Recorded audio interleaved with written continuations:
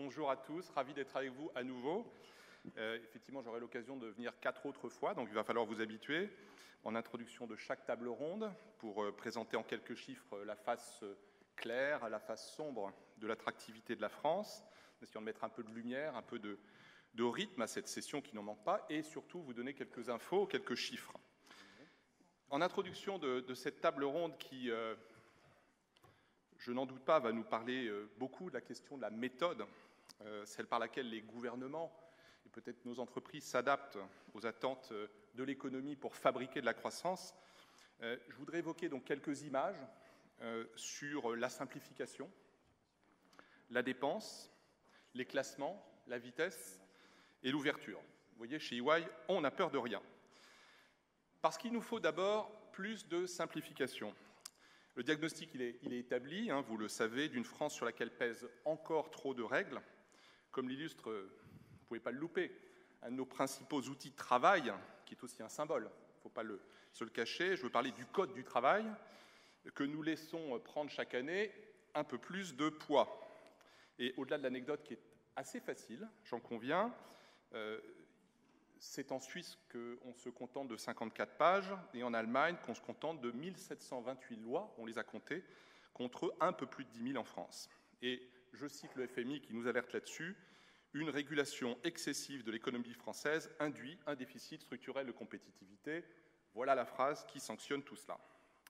Pour une autre manifestation de la réforme et de la réforme économique, je voudrais vous tourner vers la Grande-Bretagne, non pas pour montrer un peu, parce que Muriel le sait bien, le benchmark des campagnes de com de ces dernières années, avec un peu plus de moyens que la campagne France. Donc je pense que si Muriel appelle nos témoignages, il faut qu'on puisse trouver une manière aussi d'appeler des fonds.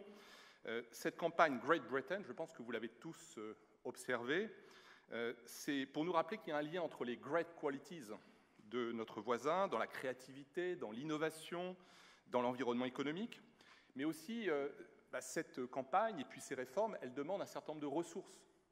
Elles demandent qu'on mette en place une économie de la dépense qui permet d'investir dans toutes ces great qualities. Et c'est à cet effet que nos voisins ont mis en place quelque chose d'assez simple, la règle dite OITO, c'est moche OITO, mais ça veut dire one in, two out. C'est la règle selon laquelle chaque pound supplémentaire, chaque livre supplémentaire, imposé par une nouvelle réglementation, doit être accompagné d'une diminution de 2 pounds, 2 livres, par ailleurs. Et 2 fois par an, le gouvernement britannique publie les réglementations qui entreront en vigueur dans les 6 prochains mois et, concomitamment, la liste des réglementations existantes qui seront supprimées ou modifiées dans les 6 mois à venir. Je voudrais maintenant revenir, ou plutôt vous laisser regarder ce qu'on peut dire des classements et de certains classements. Je suis bien placé pour savoir que, d'abord, c'est une source inépuisable pour les observateurs, quelques cabinets de conseil et, j'espère pour vous, décideurs, mais qui encombrent nos esprits, les meilleurs médias, au point parfois de brouiller plus qu'éclairer. Et pourtant, il faut entrer dans le combat des classements. Je crois que ce que vous voyez là, c'est-à-dire la superposition du rang de la France en jaune, avec le classement de nos principaux concurrents, du PIB à l'éducation, de la confiance à l'innovation. Et ce qui nous frappe, c'est sans doute la formidable irrégularité de l'élève France au carnet de notes des grandes institutions, incontestable. Une fois dernier, souvent dans le creux du classement, parfois en tête, mais y croit-on vraiment ? Même si, Muriel le rappelait tout à l'heure, ça progresse un peu. Et je veux pouvoir vous montrer, et vous le voyez avec ces 2 courbes du haut, que nos concurrents dans la classe de ces classements progressent certes par leur mérite économique, mais aussi, je veux vous dire qu'ils progressent aussi parce qu'ils ont des stratégies d'influence auprès de ces institutions, auprès de ces médias qui sont extrêmement agressives, extrêmement efficaces, et ce combat de l'influence, nous devons aussi le mener. Je vous emmène dans un autre combat, le combat de la vitesse. Notre pays a accompli ces dernières années de spectaculaires progrès, je crois qu'on en est tous conscients, et Brice l'a rappelé tout à l'heure, mais nos concurrents s'améliorent et se maintiennent très haut. Et chacun doit avoir conscience, dans la recherche des réformes les plus utiles, qu'elles doivent nous conduire à être plus agiles, plus rapides, plus réactifs, parce que, en fait, il ne s'agit pas simplement, et là vous le voyez, la courbe, la progression de la France par rapport à nos deux grands concurrents, ces trois pays ensemble, c'est 50% de l'investissement étranger en Europe. C'est important qu'on regarde ce match à trois, qu'on se concentre sur ce match, même s'il est un peu lassant, un peu répétitif parfois. Mais il s'agit aussi de capter des investissements qui sont eux-mêmes plus réactifs, plus agiles et plus innovants, dans des nouvelles formes technologiques, d'horizons géographiques nouveaux, de modèles économiques et de décideurs nouveaux qui mènent ces projets d'implantation, de croissance externe, d'investissement pour la première fois de leur vie, et donc avec d'abord l'œil sur la vitesse des autres, la croissance chez les autres, les qualités de telle métropole, etc. On y reviendra. Et on nous juge à notre dynamique comparative. Jean-Pierre Le Tartre le disait évidemment très bien tout à l'heure. Et enfin, dernière photographie avant de laisser la place au débat sur ce que le monde nous apprend. En fait, je suis très frappé parce que nos équipes qui sont dans la salle, et que je remercie au passage, nos jeunes équipes, mais brillantes, elles sont très frappées par l'incroyable corrélation qui est ici assez imagée, mais je suis prêt à vous donner tous les chiffres qui fournissent et qui soutiennent cette analyse, l'incroyable corrélation entre les taux de croissance, les taux d'entrepreneuriat particulièrement, et l'ouverture au sens large, la société ouverte au sens très large, des villes et des pays qui cherchent à attirer les talents. Donc vous voyez quelques visages sur cette page. Une ouverture culturelle, certes, économique sans doute, mais aussi une ouverture aux migrations, une ouverture aux idées, une ouverture au mélange, des quartiers, des expériences. Par exemple, aux États-Unis, Facebook a lancé son propre groupe de pression, Forward USA, qui doit soutenir et qui veut soutenir un projet de loi pour relever les quotas d'immigration pour les candidats qualifiés et créer un start-up visa. Ces exemples, vous en voyez quelques-uns avec ces logos, de Montréal à Tel Aviv, de Londres à Sydney, en passant par Singapour et Berlin. Ces exemples pullulent, se multiplient dans tous les pays et dans toutes les villes du monde. C'est ça aussi l'attractivité. Bon débat.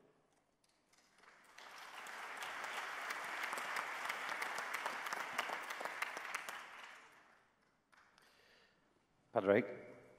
Merci. Bonjour. Bonjour. Bonjour. Donc c'est un plaisir et honneur pour moi qui, comme j'ai dit tout à l'heure, ai eu l'occasion dans ma vie professionnelle de fréquenter plusieurs pays d'Europe et d'Amérique, de présider cette table ronde sur le benchmark.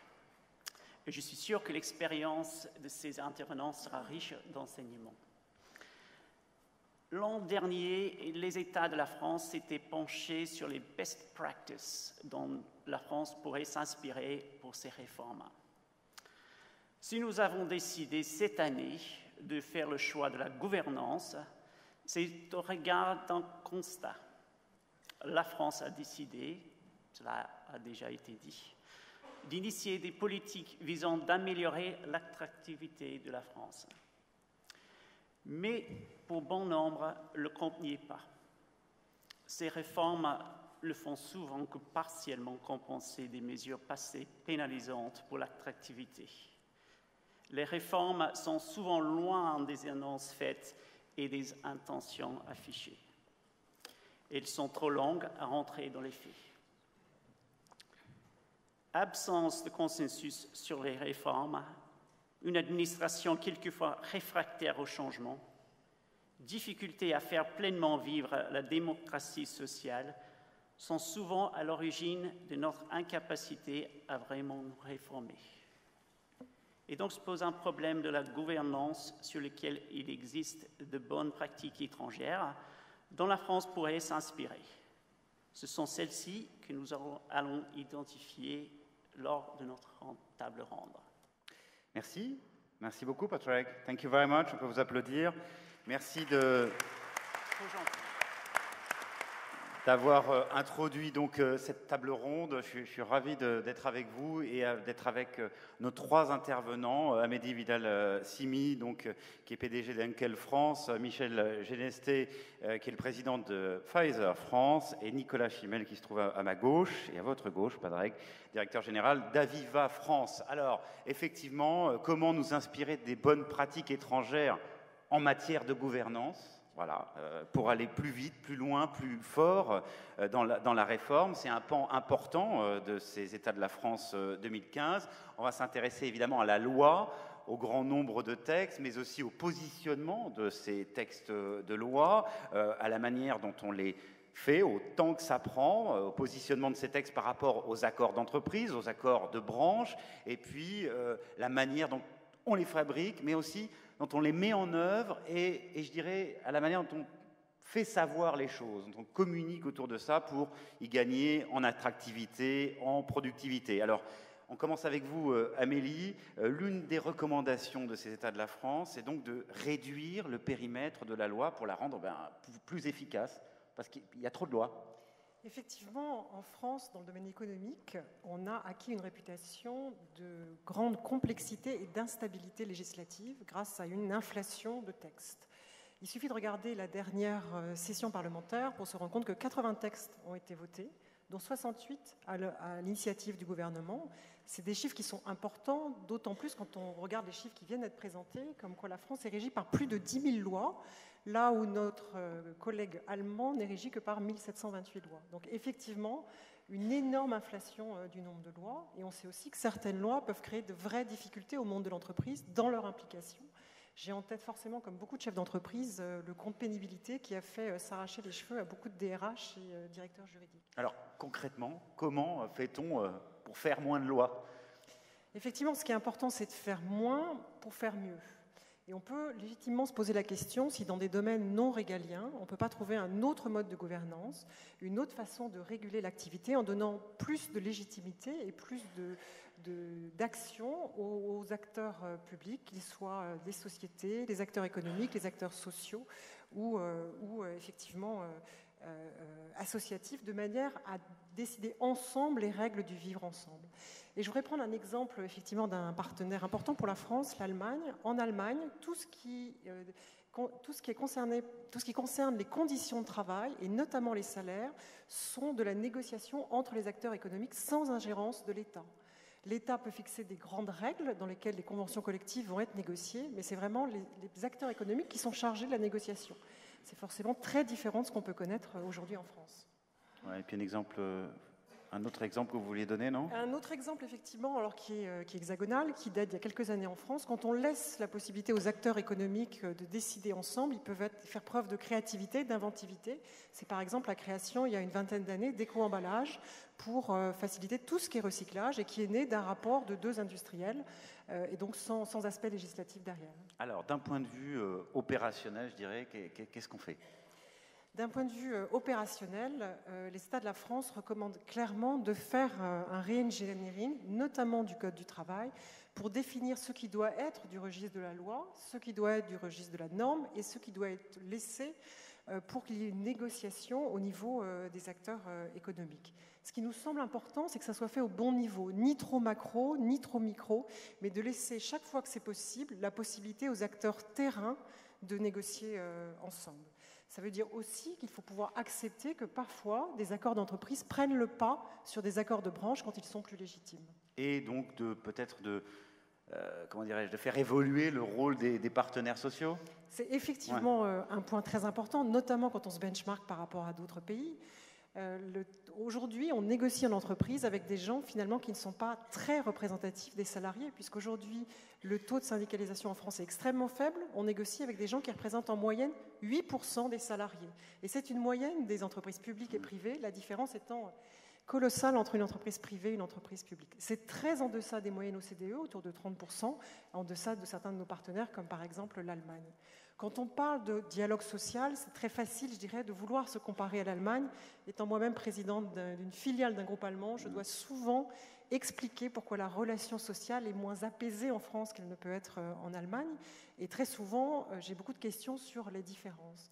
Je pense qu'en Allemagne, effectivement, la relation sociale s'est construite au cours des années de manière beaucoup plus constructive et effectivement apaisée. Le bon exemple, c'est qu'effectivement, entre 2001 et 2006, une époque où l'Allemagne s'est énormément réformée, le nombre de jours de grève a été 30 fois inférieur en Allemagne qu'en France à cette même période, et on ne connaissait pas forcément des réformes incroyables en France.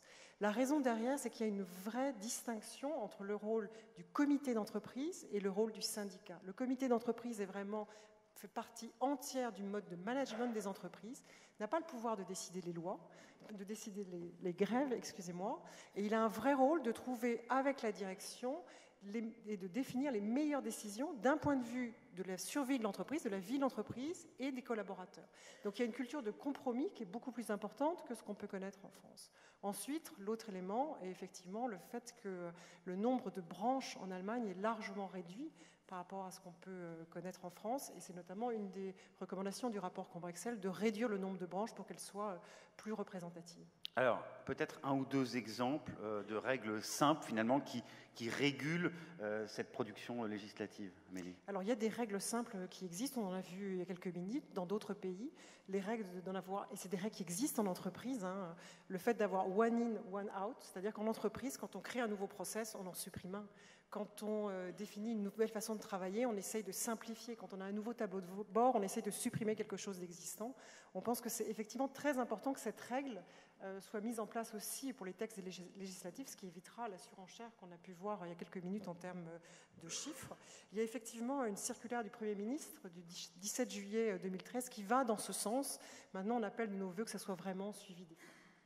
Alors, petite réaction peut-être de nos autres intervenants. Je pose peut-être la question à vous, Nicolas, sur ce sujet et sur les sujets qu'on vient d'évoquer là. Je suis sûr que ça vous fait réagir. Non, mais c'est un petit témoignage, mais plutôt tourné vers effectivement notre existant. Je prends un exemple de l'assurance vie en particulier que nous connaissons bien chez Aviva.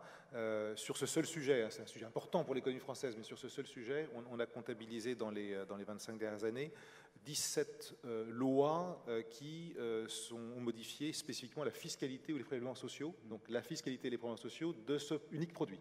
Voilà, 17 fois en un peu moins de 30 ans. Et donc effectivement, ça crée un sentiment d'instabilité qui est pour le coup le contraire de ce qu'on souhaite à travers de ce produit long terme. Et pour voir le verre un petit peu plus plein, sur les 2 dernières années, ça n'a pas beaucoup bougé. Et comme par hasard, on a un impact sur le degré de confiance et de visibilité. Donc la modification, il faut voir qu'indépendamment du fait de se dire on simplifie, on voit aussi que ne pas toucher à quelque chose, c'est quand même faire du bien. Et donc il faut bien sûr réformer, mais il faut aussi tourner sa langue cette fois dans sa bouche, il faut attendre, réfléchir et ne modifier que si c'est vraiment, vraiment nécessaire. Voilà. Améliorer la manière dont on fabrique la loi pour être plus efficace, on va y revenir avec vous dans un instant. Michel Genesté, petite réaction également. Oui, j'avais la même, avec le micro. La même réaction. Peut-être le micro. Je vais anticiper sur le point que j'ai développé tout à l'heure. C'est si on prépare mieux les lois en amont, il est probable qu'on en fera moins. Et donc on arrive à des choses beaucoup plus pérennes et beaucoup plus efficaces. Ok. Améliorer donc la manière dont on fabrique la loi pour être plus efficace. Michel Genesté, c'est effectivement l'autre recommandation des États de la France, d'abord dans la phase de préparation de la loi. Oui, avant de rentrer dans le contenu, je veux faire juste un préalable. Je suis ni juriste ni législateur, donc ce que je veux chercher à faire, c'est amener le point de vue pragmatique d'un dirigeant d'entreprise. Je ne vais pas du tout rentrer dans la technique. On l'entendait bien comme ça. Hein. Et je pense qu'il faut aborder le sujet avec une certaine humilité, parce qu'on parle de choses très complexes, on parle d'énormément d'interactions entre les lois. Et il faut le dire aussi, très souvent, toutes les parties prenantes ont des objectifs divergents. Donc si c'était simple, je pense que ça se saurait. Alors comme le thème est le benchmark, j'ai cherché des chiffres et j'ai trouvé les chiffres d'un think tank allemand, Bertelsmann, qui classe la France au 28e rang mondial de l'efficacité de la gouvernance de son système législatif. Donc ça dit que, de manière évidente, il y a du chemin à faire. J'ai essayé de structurer l'approche mieux de loi, après l'approche moins de loi, de manière très simple. Qu'est-ce qu'il faudrait faire avant, qu'est-ce qu'il faudrait faire pendant, dans la phase de construction, et qu'est-ce qu'il faudrait faire après. Alors avant, phase de préparation. Donc, phase de préparation, pour moi, c'est clair, il faut des débats d'orientation avec les parties prenantes, il faut fixer des objectifs, fixer un cadre commun. Et dans la mesure du possible, on parlait du dialogue social et souvent on en arrive à la même chose, c'est tant qu'il n'y a pas un diagnostic commun de la situation, c'est extrêmement difficile de construire. Donc arriver à un diagnostic commun et après, dans un monde parfait, arriver à un consensus. Mais si déjà cette étape de diagnostic commun est remplie, Pour moi, c'est la garantie, ce que je viens de dire, que les mesures, les lois vont être mises en œuvre de manière peut-être plus stable dans le temps et surtout plus rapide dans le temps. Ça a été dit dans la table ronde précédente, le temps du politique et le temps de l'entreprise ne sont pas les mêmes. Donc il faut aller plus vite. Ensuite, la phase du pendant. Pour moi, le sujet de fond, c'est que le législateur a les objectifs clairs, mais il n'a pas forcément connaissance de la meilleure manière d'atteindre ces objectifs.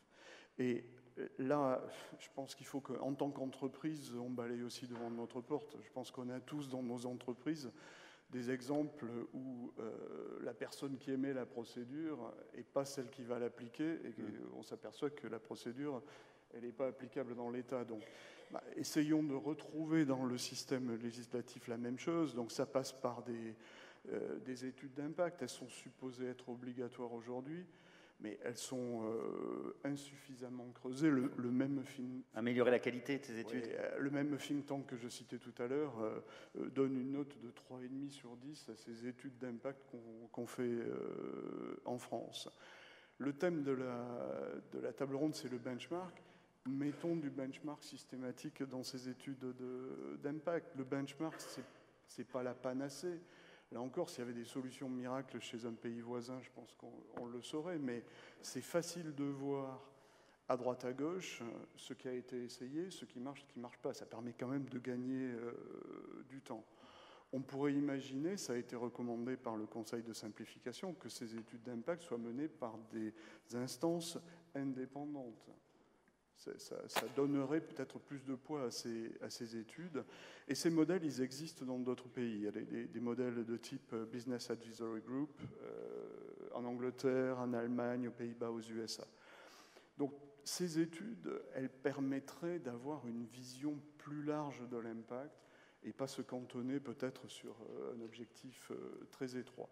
Et je veux citer une illustration dans l'industrie pharma, qui est celle que je connais, et je vais essayer de le faire de manière en vulgarisant.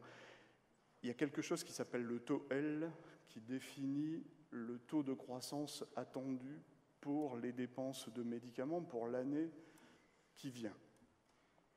Déjà, on a une première contradiction, et ça rejoint ce que vous disiez, c'est qu'on a un accord cadre qui régit les relations entre l'industrie pharmaceutique et les autorités. Et là, on a rajouté une couche de loi qui vient se superposer et interagir avec cet accord cadre. C'est le premier point. Ensuite, ce taux L, comme je viens de le dire, il est annuel. Il est pour l'année qui vient. Et il est en train d'être voté par l'Assemblée.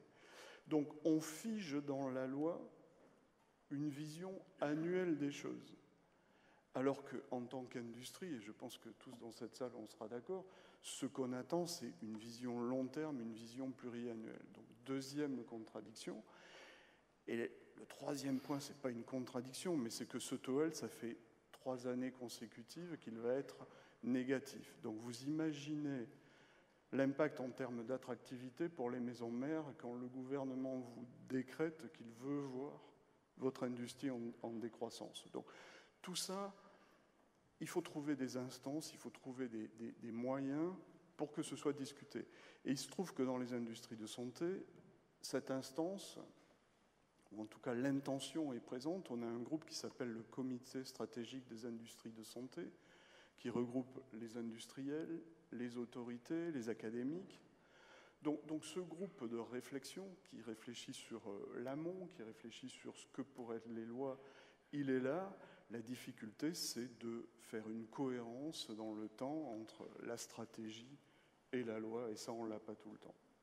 Alors, mieux préparer la loi, vous venez de l'expliquer, forcément, ça prend plus de temps de mieux préparer, et en tout cas, il faut y accorder plus de temps, donc il faut récupérer ce temps quelque part. Aujourd'hui, c'est 5 mois le délai entre le dépôt d'un texte et son adoption, ça c'est le délai moyen. La loi Macron, 412 heures de débat pour la loi Macron. Comment on devrait faire selon vous pour réduire l'embouteillage parlementaire et donc récupérer du temps et éviter que les entreprises en souffrent en tout cas? Honnêtement, comment c'est la question que je vous pose. Et là, il faut se retourner vers nos élus, il faut se retourner vers les législateurs. Je ne peux pas vous dire le comment, mais la nécessité, elle est évidente. Tout de suite après, il faut que les décrets soient présents. Ce matin, on parlait de la réforme du Code du travail. Il y a encore des pans entiers de la loi Rebsamen pour lesquels on attend les décrets d'application. Et ce qui se passe, c'est que quand la loi est présente et que le décret n'est pas présent, dans cette période intermédiaire qui peut durer parfois quelques mois, mais qui peut durer des années, j'ai des exemples en tête de choses qui sont prêtes, qui n'ont jamais été mises en application.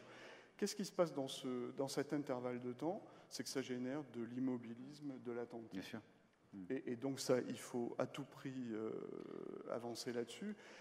Ça, c'est pour le court terme, mais je pense aussi qu'il faut améliorer sur le long terme, le après à moyen terme, et se forcer, ce qu'on essaye de faire dans les entreprises, je ne dis pas qu'on le fait systématiquement, mais se forcer à regarder peut-être au bout de 3 ans où est-ce qu'on en est des objectifs, où est-ce qu'on en est des métriques qu'on espérait atteindre. Donc, il faut que dans les lois, on ait ces clauses de révision systématique. A posteriori, comme ça existe d'ailleurs en Angleterre, au Canada. Ça existe dans différents pays, Angleterre, Canada, US entre autres.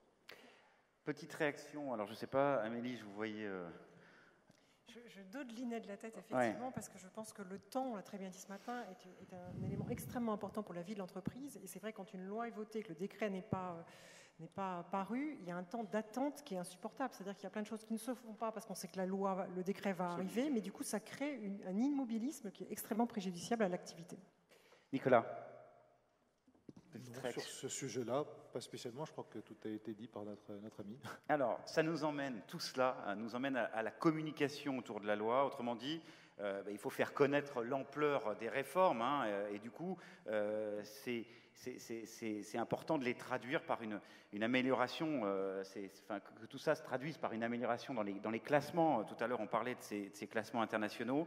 Vous dites plus exactement, Nicolas, vous dites il faut utiliser les outils modernes et internationaux pour mesurer et communiquer notre compétitivité et l'impact de nos réformes. Ça, c'est le fond de votre pensée. Voilà, et je vais revenir un peu dessus parce qu'on a parlé pas mal de benchmarks, on a cité des exemples.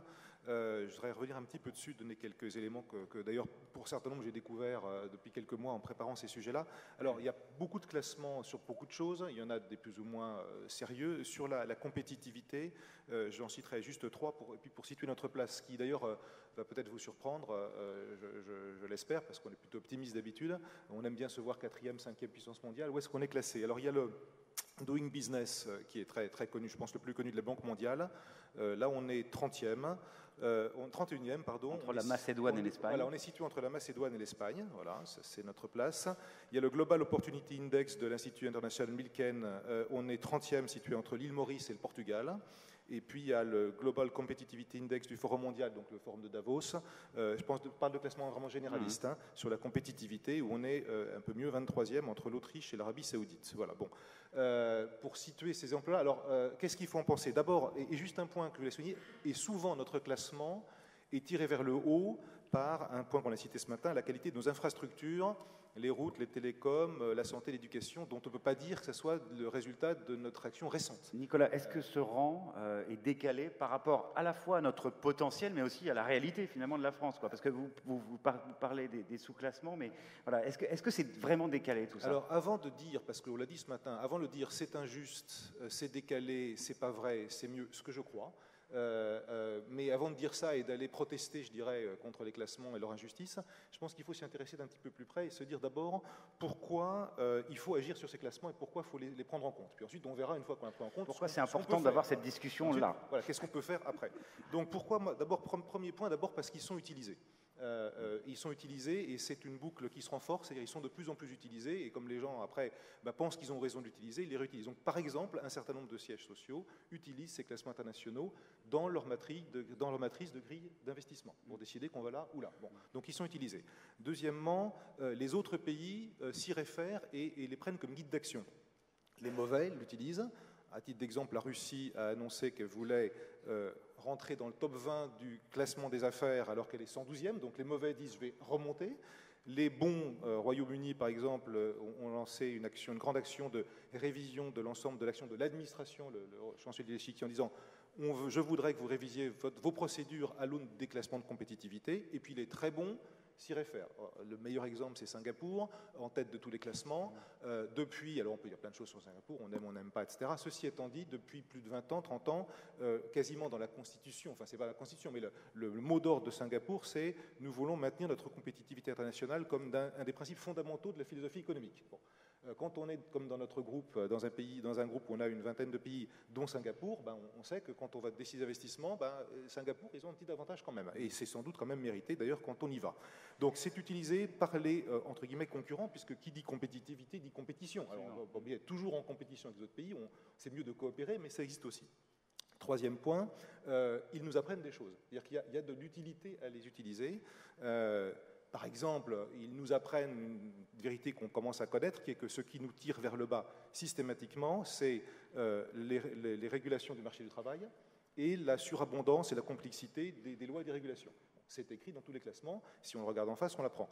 Ils nous apprennent aussi des choses parce que, par exemple, ils s'intéressent beaucoup à l'innovation. Donc, la partie innovation remonte beaucoup dans ces classements-là et on apprend des choses sur où est-ce qu'on est positionné sur ce critère-là. Et puis, le dernier point, et ça, j'insiste beaucoup là-dessus, c'est parce qu'en plus, ils ne sont pas d'une philosophie ultralibérale qui serait contraire à nos principes. Je cite quelques critères qui sont présents dans ces classements et dans ces benchmarks. L'engagement démocratique des citoyens dans le vote de la loi, la santé publique, l'éducation, la réduction des inégalités sociales, la représentation des travailleurs d'entreprise. Donc une économie compétitive, c'est aussi un pays dans lequel il fait bon vivre, aussi dans des critères que nous, Français, on apprécie. Donc ce n'est pas de l'ultralibéralisme contre des pays dans lesquels il faut bon vivre, c'est une compétitivité globale du pays. Donc ils sont utiles, ils nous apprennent des choses, donc qu'est-ce qu'on fait maintenant? Alors justement, je vous repose la question, c'est juste ou c'est injuste, notre position? C'est juste, c'est précis. D'abord, c'est précis. Alors après, on peut avoir plusieurs choses à faire. Je pense qu'on peut améliorer sa compétitivité, puis on peut améliorer la manière dont elle est reprise dans les classements. Et il y a bien sûr une part de subjectivité, une part de manipulation, un certain nombre de représentants ici de groupes, de filiales françaises des grands groupes. On sait aussi qu'on est ranké dans les groupes, on regarde un certain nombre de critères, et puis quand on comprend un peu mieux quand c'est fabriqué, on arrive à remonter, indépendamment de ce qu'on fait vraiment. Donc il faut effectivement marcher avec. Bon, d'abord, analyser. Je pense qu'il faut analyser. Je prends un exemple que Doing Business, 11 domaines qui s'intéressent au cycle de vie de l'entreprise, 50 sous-domaines, on regarde, je dirais, et les pouvoirs publics comme les entreprises peuvent regarder. Par exemple, voilà, il y a la question des permis de construire, la question de la transparence des tarifs d'électricité, des choses très précises, ça ajoute dans ces classements, et c'est des choses simples à faire. Donc ça, c'est objectif. Ensuite, il faut, je pense, être en contact avec ces institutions, faire du lobbying pour deux choses. D'abord, comprendre comment ça marche, donc leur demander, s'interroger avec eux de comment ils fabriquent les choses, et puis aussi influencer leur perception. On s'est aperçu, par exemple, qu'un certain nombre de données qu'on remontait, elles n'étaient pas bien faites, elles n'étaient pas conformes à ce qui était attendu. Donc, vous transmettez de mauvaises données sur la France, vous avez un mauvais résultat dans le classement.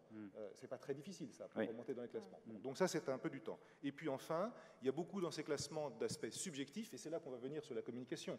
Il y a aussi beaucoup d'effets sur la sensibilité, la perception, les leaders d'opinion. Voilà. Et donc là, influer sur la perception, comme on l'a vu avec la campagne Créative France, c'est important parce que finalement, ce que les gens pensent, c'est ce qu'ils vont dire va influencer ce qu'ils pensent, et donc il y a une boucle positive. Donc il faut à la fois regarder des choses extrêmement analytiques, concrètes et précises, et à la fois effectivement communiquer avec et communiquer sur notre compétitivité.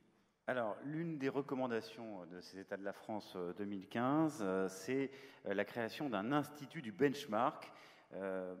Bref, l'idée de professionnaliser un petit peu tout ça chez nous, quoi. Oui, alors, peu importe à la limite les titres, on essaye de faire quelques propositions concrètes. On voit que ce sujet du benchmark est donc compliqué, donc il faut l'analyser, il faut prendre du temps, et c'est extrêmement dispersé dans les administrations. Chacun regarde un petit bout. Il nous semble que ça doit pouvoir se mutualiser et se professionnaliser un petit peu. Je ne pense pas que ça doit concerner des centaines de personnes, c'est quelques personnes, pour regarder, et puis pour aussi regarder l'interaction entre la réforme et le benchmark, parce que justement, ces benchmarks examinent la manière dont les pays font des réformes. Il y a aujourd'hui 50 pays dans le monde qui utilisent officiellement, c'est-à-dire qui déclarent qu'ils utilisent les benchmarks pour benchmarker leurs réformes et leurs progrès. Il y a eu, alors on dit, nous par exemple, on a fait beaucoup de réformes, on est content. Ok, il y a eu recensé par l'un de ces classements 2500 réformes dans le monde sur ces 10 dernières années sur le sujet. Donc là, c'est aussi la question de la vitesse, c'est-à-dire qu'on en fait, mais est-ce qu'on en fait plus et est-ce qu'on en fait mieux? Donc, instituer une benchmark pour mieux comprendre, communiquer, et puis, je dirais, étalonner l'efficacité de la réforme par rapport à ça. Encore une fois, le thermomètre n'influe pas sur la température, mais connaître la température qui est donnée par le thermomètre, c'est une information utile. Voilà, ça c'est un premier point. Et puis le deuxième point, c'est de dire qu'il y a un certain nombre de commissions consultatives, ici même dans le Conseil économique et social, il y a un Conseil de la simplification. Intégrons des représentants des entreprises étrangères, non pas parce qu'on a du temps, je dirais, à perdre ou qu'on a trop de temps libre, malgré nos 9 semaines de congés payés, qu'on n'utilise pas toutes, mais parce qu'on pense qu'on peut contribuer un petit peu, parce qu'on a cette perception en tant qu'entreprise étrangère, donc intégrons un peu plus d'entreprises étrangères dans ces benchmarks, parce que sinon, enfin, pardon, dans ces consultations internes, sinon on est très vite centré sur nos problèmes de nos administrations, vous savez que le sujet, les marchés intérieurs, marchés extérieurs. Alors, 2 mots du Conseil stratégique de l'attractivité, qui se tient tous les 6 mois avec les dirigeants des multinationales. Est-ce qu'on ne pourrait pas, là aussi, je crois que c'est une des idées aussi des États de la France, d'améliorer finalement un peu ce système, qui est une bonne chose? Là, je voudrais me faire le porte-parole, je dirais reprendre une proposition qui, je crois, déjà été faite par les États de la France, donc qui nous semble de bon sens. Effectivement, d'abord, la fréquence de ces conseils stratégiques d'attractivité, c'est une bonne chose. L'importance qui est donnée par le gouvernement, c'est une bonne chose. Ça se fait aussi, d'ailleurs, à l'étranger. Aller le porter à l'étranger, c'est-à-dire aller le délocaliser, envoyer des porte-paroles, des ministres, des secrétaires d'État, des représentants, aller raconter ça à l'étranger, rencontrer les CEO des Fortune 500 et autres. Voilà, et dans les pays qui investissent beaucoup en France aussi. Voilà, absolument, pour le dire, pour vendre le pays. Et puis également, donc, le décentraliser un peu à l'étranger, enfin, le projeter, on va dire, vers l'étranger, parce que le faire chez nous, entre nous, c'est bien, mais si on parle à ceux qui veulent investir, allez leur parler. Aujourd'hui, je dirais, il y a aussi une concurrence dans la vente entre les États. Alors, il ne faut pas en faire trop, mais je pense qu'il faut le faire avec sincérité. Et puis peut-être aussi, dans une autre logique, le décentraliser un peu, puisqu'on est toujours très parisiano-parisien. Et l'attractivité de la France, ce n'est pas que l'attractivité du bassin d'emploi parisien, c'est différents bassins d'emploi, avec aussi leurs infrastructures, leur qualité, leur main-d'œuvre, et donc aussi le décentraliser dans une logique de grandes métropoles, qui sont aussi les endroits où se font la compétition dans le monde aujourd'hui. Puis la France a besoin de se décentraliser de toutes les manières, donc ça serait une bonne occasion voilà. Et puis de le faire. Pour terminer sur un clin d'œil, je disais des classements dans tous les sens. Alors il y en a des plus ou moins farfelus. Il y en a un où on a été classé second, le classement LinkedIn sur l'attractivité des cerveaux. Malheureusement, on a été classé second vers la fin. C'est-à-dire qu'on est le second pays dont les gens s'en vont le plus en termes de fuite de cerveau. Alors, je pense que, vu tous les cerveaux qu'il y a dans la salle, c'est pas vrai. Je pense que c'est un classement farfelu, donc il ne faut pas non plus croire à tous les classements. Et je pense que tous les cerveaux qui sont restés en France doivent aussi se concentrer sur ces sujets de compétitivité. Merci. Petite réaction, Michel, Amélie, sur le sujet. Moi, je suis totalement d'accord. Le benchmark, pour moi, c'est un outil qui sert à objectiver et qui sert à dépassionner un peu les débats entre les parties prenantes, parce que si on s'appuie sur des choses qui existent ailleurs, ça ouvre le champ du possible, donc vraiment à utiliser. On a fait cet exercice au sein de l'AGIFARM, l'association des entreprises du médicament américain en France, où on a benchmarké 6 pays dans le monde sur un certain nombre d'items liés à l'innovation dans le médicament. Et on est en train de partager les résultats de ce benchmark avec nos autorités de tutelle. Et ça aide vraiment à avoir un dialogue plus constructif. Donc oui, je confirme la nécessité d'aller plus loin. Moi, je voudrais juste revenir sur la question que vous avez posée sur est-ce que c'est juste ou injuste ces classements. Finalement, ce n'est pas très important de savoir si c'est juste ou injuste parce qu'ils existent et ils sont regardés. C'est ce que disait Nicolas d'ailleurs. Voilà, et notre rôle est vraiment de progresser dans ces classements. Et je pense que l'image de la France, notamment dans les sièges sociaux internationaux, a pu pâtir depuis quelques années du fait de quelques chiffres qui restent en tête. Moi, on m'a souvent parlé 35 heures, 75%. Et je pense qu'on a besoin d'avoir quelques chiffres positifs pour s'en servir vraiment de cheval de bataille pour communiquer sur ce qu'on fait bien en France aussi. Alors, comment nous inspirer des bonnes pratiques étrangères pour aller plus loin, plus vite, plus fort dans la réforme? Allez, un tout petit mot de conclusion de chacun d'entre vous. Nicolas? Je dirais en les regardant déjà. Tout simplement, s'en inspirer, c'est déjà avoir la curiosité d'aller regarder, les étudier. Je dois avouer que j'ai appris des choses en se posant cette question de compétitivité. Donc c'est un éveil et puis c'est une lucidité. Et on peut le regarder sans avoir de complexe, mais il faut le regarder en face. Et se benchmarker systématiquement. Et se benchmarker systématiquement. Amélie, Michel? Il ne faut pas se regarder nous. Ce qui est important, c'est nous dans le monde actuel qui est absolument mondial. Michel? Moi, je dirais qu'il faut déblayer le terrain, gagner de la visibilité, parce qu'on est dans un monde global, et si nous, on n'a pas la visibilité, il y en a d'autres qui l'auront à notre place. Merci infiniment, merci pour votre attention. Bravo à nos intervenants et à notre président. Vous voyez, on a récupéré le timing. Bonne fin de journée à vous toutes et à vous tous.